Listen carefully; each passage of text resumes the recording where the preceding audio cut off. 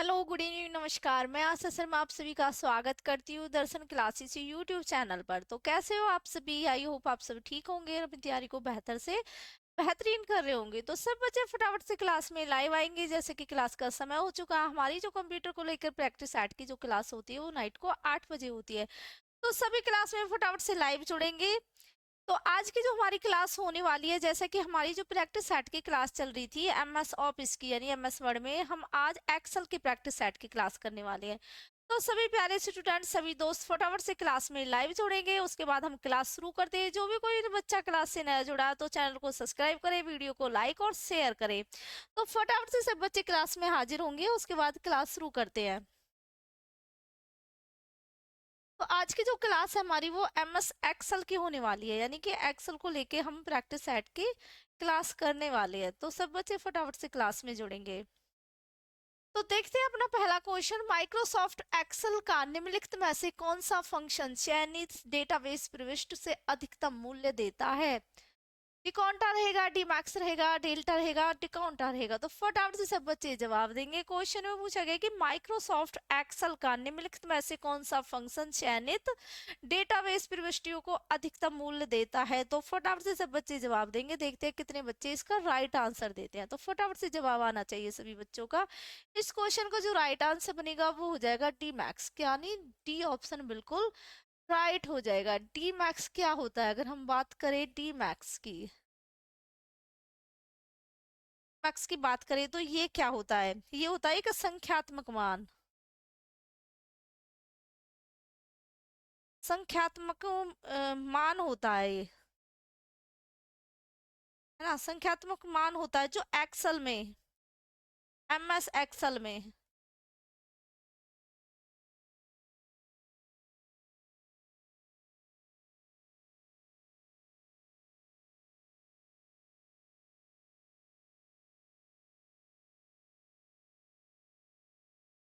MS Excel 2000 में, जो MS Excel 2000 में इसको पेश किया गया था।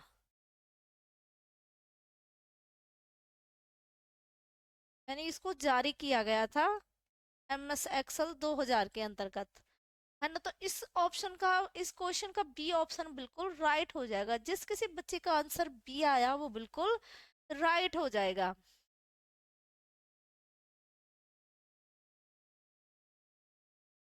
चलते हैं अगले क्वेश्चन की तरफ। माइक्रोसॉफ्ट एक्सेल 2019 में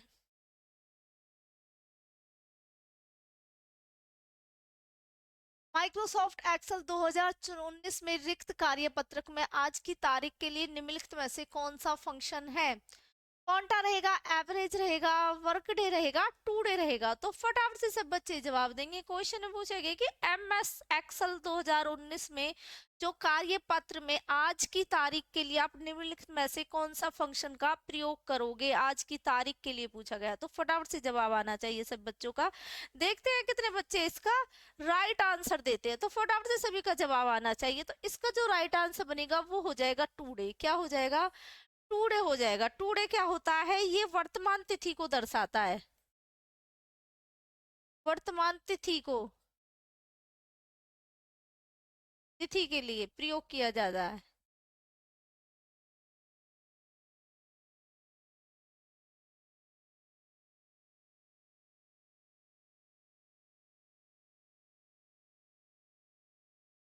है ना? तो जिस किसी बच्चे का आंसर डी आया वो बिल्कुल राइट हो जाएगा। चलते हैं अगले क्वेश्चन की तरफ। माइक्रोसॉफ्ट एक्सेल में अधिकतम कितनी पंक्तियां हो सकती हैं? अगर हम बात करें, क्वेश्चन में पूछा गया कि माइक्रोसॉफ्ट एक्सेल के अंदर कितनी रो होती है, रो कॉलम की बात की गई, तो इसमें पंक्तियां पूछी गई हैं। तो इसमें आपकी हो जाएगी 1,48,576 रहेंगे, या फिर आपका हो जाएगा 52,400, 228 रहेगा, या फिर हो जाएगा आपका 2,57,152 रहेगा, या 26 यानी कि 2,62,144 रहेगा। तो फटाफट से सब बच्चे जवाब देंगे। क्वेश्चन में पूछा गया कि माइक्रोसॉफ्ट एक्सेल में अधिकतम कितनी पंक्तियां हो सकती है? यानी कि हम माइक्रोसॉफ्ट एक्सेल की बात करें तो इसकी रो और कॉलम की संख्या कितनी हो जाती है इसमें, लेकिन पंक्तियां पूछी गई है। तो फटाफट से सब बच्चे जवाब देंगे। इसका जो राइट आंसर बनेगा वो हो जाएगा आपका 1,04,1,04,85 हो जाएगा, 1,48,576 हो जाएगा। ये क्या हो जाएगी, ये आपकी रो की संख्या हो जाएंगी। अगर हम बात करें कॉलम की, तो कॉलम कितने होते हैं, कॉलम कितने होते हैं, कॉलम की संख्या कितनी होती है, तो कॉलम की संख्या आपकी क्या होती है, 16,386। 16,348 संख्या होती है कॉलम की, और रो की संख्या कितनी होती है, 1,48,576। ये तो एक्सेल के अंदर आपको रो हो जाएंगी, और जो कॉलम की संख्या हो जाएगी वो हो जाएगी आपकी 16,348। तो जिस किसी बच्चे का आंसर ए आया वो बिल्कुल राइट हो जाएगा। चलते हैं अगले क्वेश्चन की तरफ। माइक्रोसॉफ्ट एक्सेल को डैश भी कहा जाता है, डॉक्यूमेंट्स रहेगा, स्प्रेड शीट रहेगा, टेबल रहेगा, लेवल रहेगा। तो फटाफट से सब बच्चे जवाब देंगे। क्वेश्चन में पूछा गया कि माइक्रोसॉफ्ट एक्सेल को हम क्या कह सकते हैं। माइक्रोसॉफ्ट एक्सेल को हम बोलते हैं स्प्रेड शीट। क्या बोलते हैं हम, स्प्रेड शीट बोला जाता है माइक्रोसॉफ्ट एक्सेल को। तो इस क्वेश्चन का बी ऑप्शन बिल्कुल राइट हो जाएगा। तो किसी भी बच्चे को कोई परेशानी नहीं होगी, इस तरह के क्वेश्चनों को आप बहुत अच्छे से कर सकते हैं। चलते हैं अगले क्वेश्चन की तरफ। निम्नलिखित में से कौन सा कंप्यूटर सॉफ्टवेयर प्रोग्राम है जिसका उपयोग डेटा संग्रहित करने की, व्यवस्थित करने और हेर फेर के लिए किया जाता है। फायरफॉक्स रहेगा, एक्सेल रहेगा, आउटलुक रहेगा, पावर पॉइंट रहेगा। तो फटाफट से सब बच्चे जवाब देंगे। क्वेश्चन में पूछा गया है कि निम्नलिखित में से कंप्यूटर के सॉफ्टवेयर प्रोग्राम है जिसका उपयोग डेटा संग्रहित करने के लिए या हेर फेर के लिए किया जाता है, यानी अदला बदली के लिए किया जाता है। तो वो कौन सा प्रोग्राम हो जाएगा आपका, वो हो जाएगा आपका एक्सेल। एक्सेल सीट के अंदर आप यानी कि प्रोग्राम जो आपके होते हैं उसको हेर फेर के लिए कर सकते हैं, संगीत करने के लिए, व्यवस्थित करने के लिए और हेर फेर के लिए आपको इसका प्रयोग कर सकते हैं। देखते हैं अगला क्वेश्चन। एमएस वर्ड 2007 में निम्नलिखित में से कौन सा मेनू बार का एक विकल्प नहीं है। इंसर्ट रहेगा, होम रहेगा, इंटरनेट रहेगा, पेज लेआउट रहेगा। तो फटाफट से सब बच्चे जवाब देंगे। क्वेश्चन में पूछा गया है, सभी बच्चे जवाब देंगे। देखते हैं कितने बच्चे इसका राइट आंसर देते हैं। तो फटाफट से सब बच्चों को जवाब देना है, फटाफट से सब बच्चे जवाब देंगे। क्वेश्चन में पूछ रहा है कि एमएस वर्ड 2007 में निम्नलिखित में से कौन सा मेनू बार विकल्प नहीं है। तो फटाफट से सब बच्चे जवाब देंगे। इंसर्ट रहेगा, होम रहेगा, इंटरनेट रहेगा, पेज लेआउट रहेगा।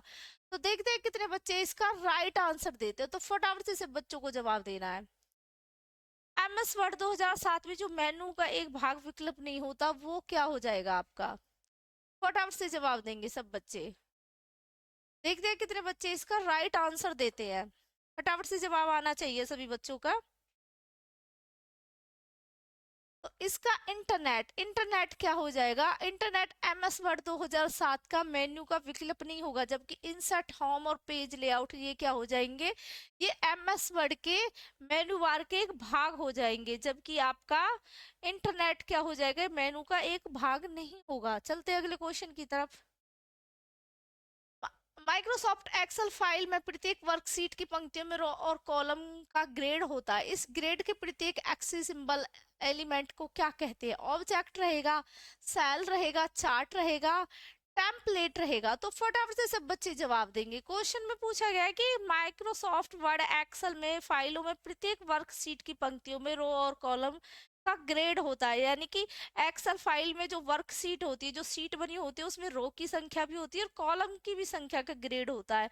और इस ग्रेड के प्रत्येक एक्सिस सिंबल एलिमेंट को क्या कहते हैं, तो उस एलिमेंट को हम बोलेंगे सेल। क्या बोला जाएगा, सेल बोला जाएगा। तो जिस किसी बच्चे का आंसर बी आया वो बिल्कुल राइट हो जाएगा।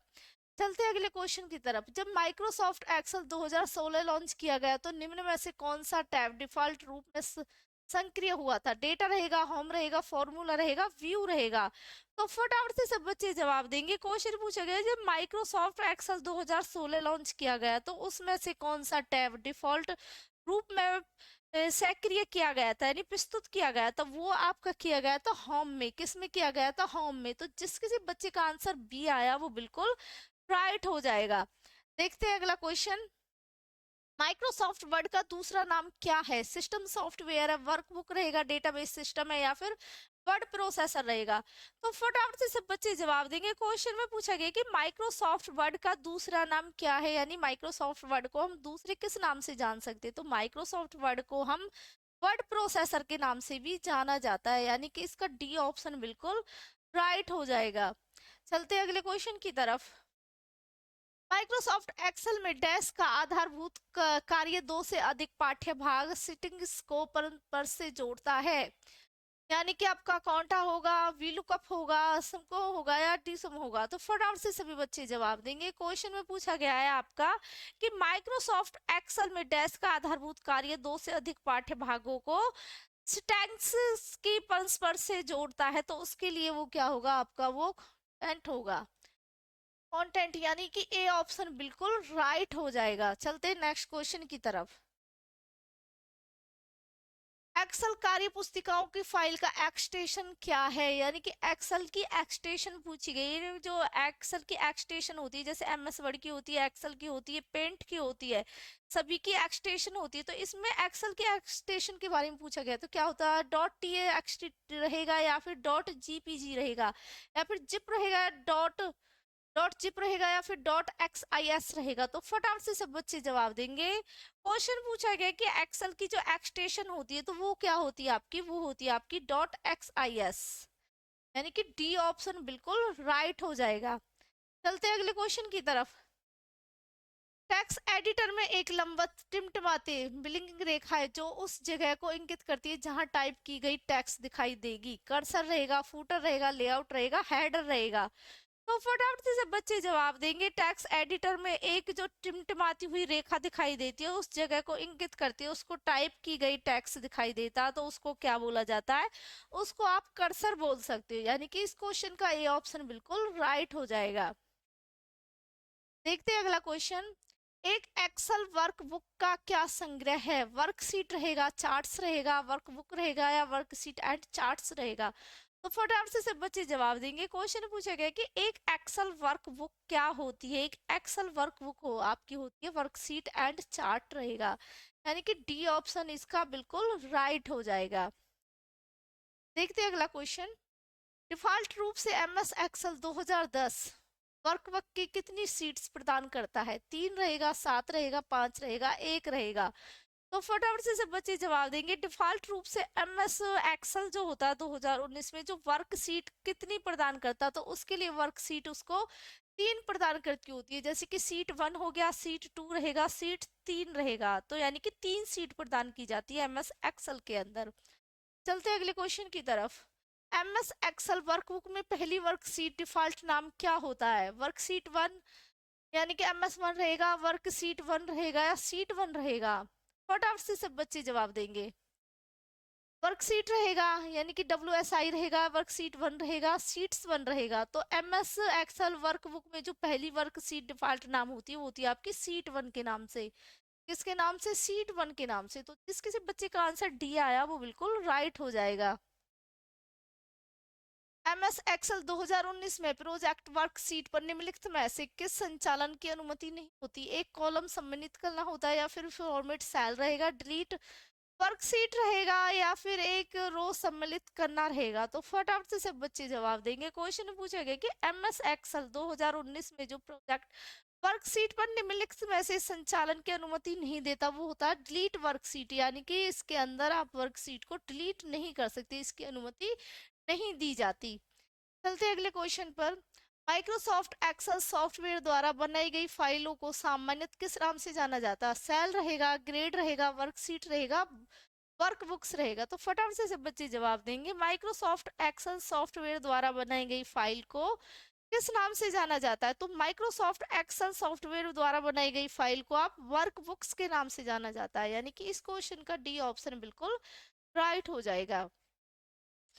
देखते हैं अगला क्वेश्चन। एमएस एक्सेल में चुनी हुई सेलों को डिफॉल्टर नहीं, एमएस एक्सेल में चुनी हुई सेलों के फिल्टर की सुचारू करने हेतु शॉर्टकट कुंजी का प्रयोग किया जाता है।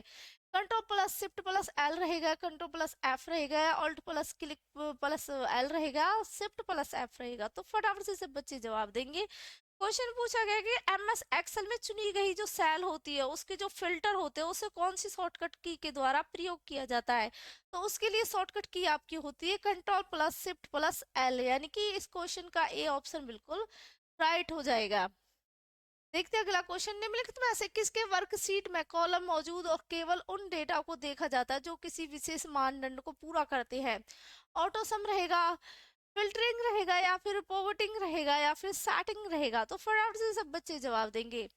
देखते हैं कितने बच्चे इसका राइट आंसर देते हैं। तो वर्कशीट के कॉलम में मौजूद केवल उन डेटा को देखा जाता है, तो उसको मानदंड को जो पूरा करता है वो होता है आपका फिल्टरिंग के द्वारा, यानी कि इस क्वेश्चन का बी ऑप्शन बिल्कुल राइट हो जाएगा। चलते हैं अगले क्वेश्चन की तरफ। एक्सेल स्प्रेडशीट की मूल इकाई जहां पर डेटा एंट्री की जाती कहलाती है? टैब रहेगा, सेल रहेगा, बॉक्स रहेगा, उपयुक्त में से कोई नहीं? तो फटाफट से सब बच्चे जवाब देंगे। क्वेश्चन पूछा गया कि सेल जो एक्सेल में स्प्रेड शीट होती है, यानी कि जो एक्सेल को हम स्प्रेड शीट कह सकते हैं, उसकी मूल इकाई जहां पर डेटा एंट्री की जाती है, जहां पे आपका डेटा की आप एंट्री करते हो एक्सेल शीट के अंदर, तो उसको क्या बोला जाता है? उसको आप सेल बोल सकते हो। यानी कि इस क्वेश्चन का बी ऑप्शन बिल्कुल राइट हो जाएगा। देखिए अगला क्वेश्चन। जब किसी स्प्रेडशीट को खाली सेल में दस संख्या जैसे कि 34,576 दर्ज की जाती है, तो इस किस प्रकार के अलाइन किया जाएगा? राइट अलाइन कहा जाएगा, लेफ्ट अलाइन, या मिडिल अलाइन रहेगा, डेसिमल अलाइन रहेगा? तो फटाफट से सब बच्चे जवाब देंगे। तो जब किसी स्प्रेडशीट की जो खाली सेल होती है ना, उसको जो दर्शाई गई संख्या होती है, जैसे आपकी 375.76 होता है, दर्ज की गई है, तो किस प्रकार से अलाइन किया जाएगा? तो उसके लिए आपको राइट अलाइन किया जाएगा, राइट अलाइन की तरफ। तो इस क्वेश्चन का ए ऑप्शन बिल्कुल राइट हो जाएगा। देखते हैं अगला क्वेश्चन।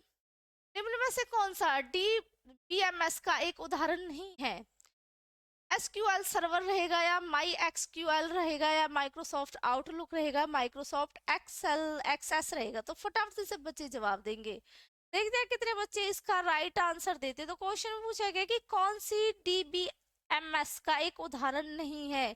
तो इसका माइक्रोसॉफ्ट आउटलुक बन जाएगा। माइक्रोसॉफ्ट आउटलुक डीबीएमएस का उदाहरण नहीं माना गया है। चलते हैं अगले क्वेश्चन की तरफ। कंप्यूटर के एक मेनू में डैश की लिस्ट होती है, ऑब्जेक्ट की, कमांड्स की, डेटा की, या रिपोर्ट्स की? तो फटाफट से सब बच्चे जवाब देंगे। क्वेश्चन में पूछा गया कि कंप्यूटर के एक मेनू में डैश की लिस्ट होती है, तो कंप्यूटर के मेनू में किसकी लिस्ट होती है? वो बन जाएगी आपकी कमांड्स की। किसकी कमांड्स की लिस्ट पाई जाती है? चलते हैं अगले क्वेश्चन की तरफ। निम्न में से कौन सा हाइपर मीडिया संचारण के माध्यम से नेविगेट करने के लिए उपयोग किया गया है? नोट्स रहेगा, कीज रहेगा, इनमें से कोई नहीं, बटन्स रहेगा? तो फटाफट से सब बच्चे जवाब देंगे। क्वेश्चन में पूछा गया जो हाइपर मीडिया संरचनाओं के लिए माध्यम के नेविगेट करने के लिए उपयोग किया जाता है, तो उसके लिए आपको नोडेस का प्रयोग किया जाएगा। यानी कि इस क्वेश्चन का ए आंसर बिल्कुल राइट हो जाएगा।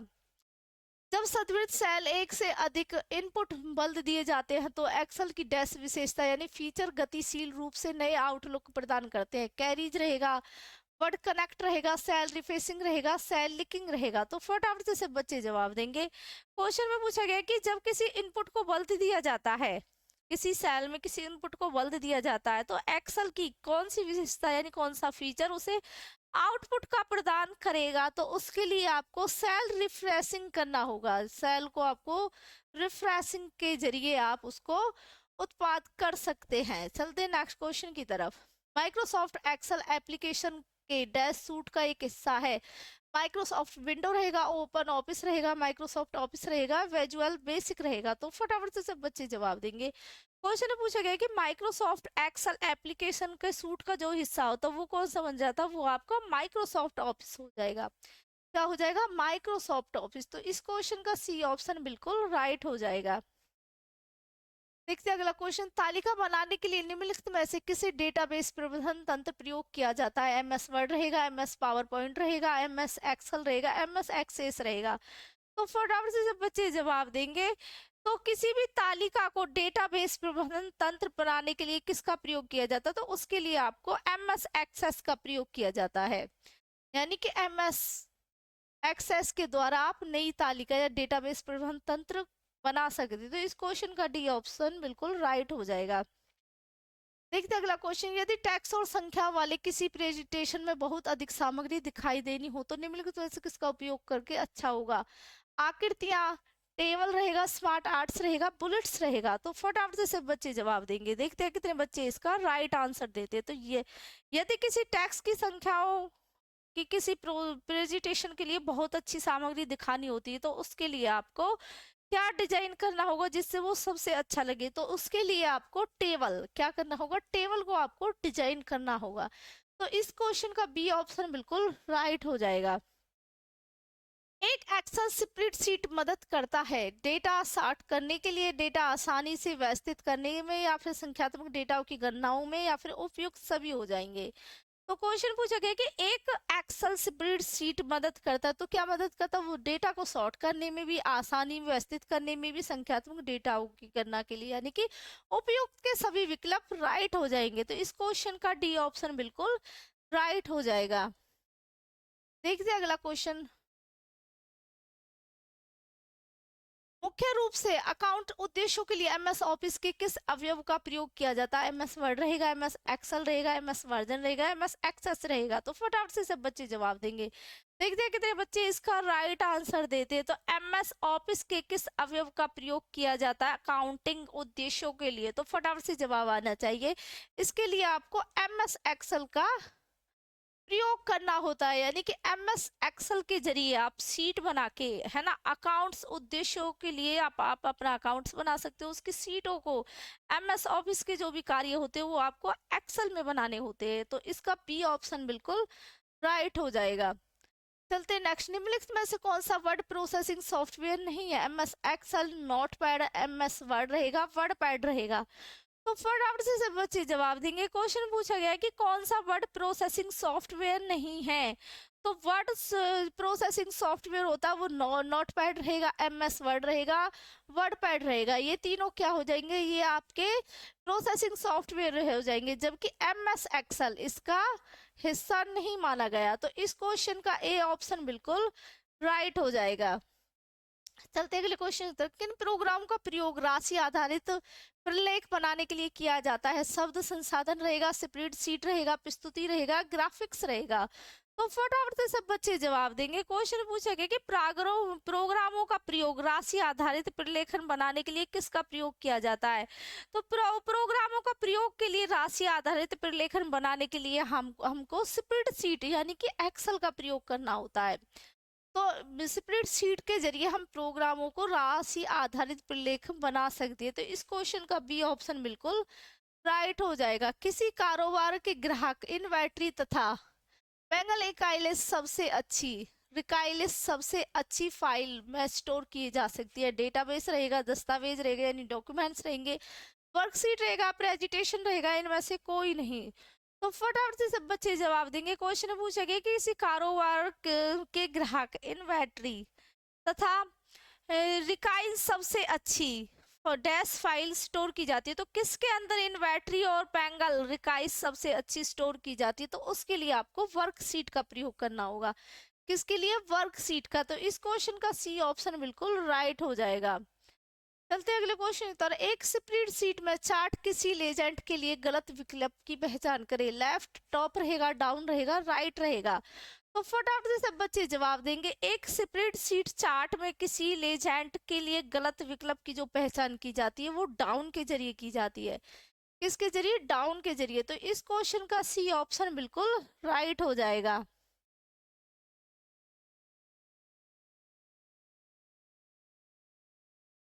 तो आज की क्लास में बस इतना ही। मिलते हैं कल की क्लास में। तो सब बच्चे कमेंट करके बताएंगे आपको क्लास कैसी लगी। जैसे हमारी एमएस एक्सेल की जो क्लास चली हुई थी उसके प्रैक्टिस सेट की जो हमने क्लास की थी। मिलते हैं कल की क्लास में। एक अलग तरीके से आपके लिए क्वेश्चन तैयार करेंगे, उसके लिए आपके प्रैक्टिस सेट की क्लास लगाएंगे। तो तब तक के लिए सब बच्चे अपना ख्याल रखेंगे। सभी बच्चों को बाय बाय, टेक केयर, जय हिंद, नमस्कार।